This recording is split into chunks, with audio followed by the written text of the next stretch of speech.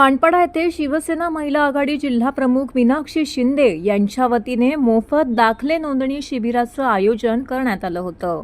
मुख्यमंत्री माझी लाडकी बहीण योजनेचा लाभ सर्व लाभार्थी महिलांना घेता यावा याकरिता आवश्यक असणारी काही कागदपत्र आहेत, ती कागदपत्र सहजरित्या महिलांना उपलब्ध व्हावीत याकरिता, तसेच या योजनेचा लाभ त्यांना घेता यावा याकरिता या योजनेसाठी आवश्यक असणाऱ्या कागदपत्रांचं मोफत शिबिराचं आयोजन येथे करण्यात आलं होतं। शासकीय कार्यालयामध्ये महिलांना अनेक हेलपाटे मारावे लागू नयेत यासाठी हा उपक्रम येथे राबविला गेला। शिवसेना महिला आघाडी जिल्हा प्रमुख मीनाक्षी शिंदे आणि शिवसेना विभाग प्रमुख राजेंद्र शिंदे यांच्या मार्गदर्शनाखाली हा उपक्रम येथे राबविला गेला। 2 दिवस हा उपक्रम परिसरामध्ये राबवला जाणार आहे। मानपाडा, मनोरमा नगर आणि आझाद नगर येथे हा उपक्रम सुरू राहणार आहे। पुढील 2 दिवस हा उपक्रम येथे सुरू राहणार असून आयोजिका मीनाक्षी शिंदे यांनी जास्तीत जास्त महिलांना या योजनेचा लाभ घेता यावा याकरिता हा उपक्रम येथे आयोजित केल्याचे यावेळी सांगितलं। उत्पन्नाचा दाखला, रहिवासी दाखला, मतदान कार्ड, आधार कार्ड नोंदणी हे या उपक्रमांतर्गत सुरू आहे।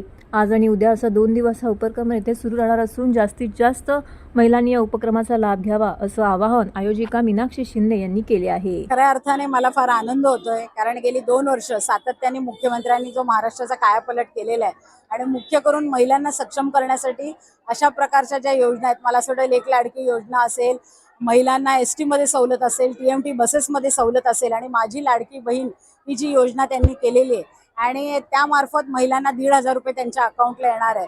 खऱ्या अर्थाने संपूर्ण महाराष्ट्रातल्या ज्या बहिणी आहेत त्या मुख्यमंत्र्यांना मनापासून आशीर्वाद देत आहेत, कारण त्यांच्या माध्यमातून आज जिला हाऊसवाईफ असा दर्जा होता तिला पण कुठेतरी पगार चालू होणार आहे आणि खऱ्या ह्या सगळ्या योजनेची मला असं वाटतं पहिलाच कॅम्प माझ्या प्रभागामध्ये मी लावलेला आहे।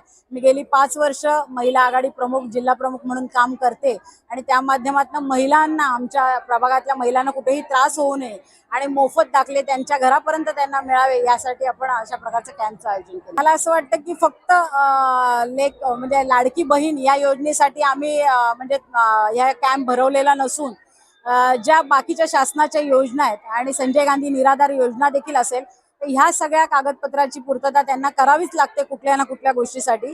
त्यासाठी आम्ही आधार कार्ड जे आहे ते बनवण्याचं, लिंक करण्याचं, करेक्शन करण्याचं ते कॅम्प लावलेलं आहे। इलेक्शन ID बनवायचं, नवीन नाव नोंदणी हे पण कॅम्प लावलेलं आहे। उत्पन्नाचा दाखला आणि डोमिसाईल सर्टिफिकेट, रहिवासी दाखल्याचा कालावधी हा 1 वर्षाचा असतो आणि त्यामुळे आपण जर डोमिसाईल सर्टिफिकेट काढलं तर ते कायमस्वरूपी होतं आणि त्यामुळे आपण त्या कॅम्पची योजना इथे लावलेली आहे, जेणेकरून माझ्या नागरिकांना ठाण्याला कुठे खेटा मारता कामा नये आणि जवळच्या जवळ ह्या सगळ्या सुविधा मिळाव्या यासाठी हा कॅम्पचं आयोजन केलं।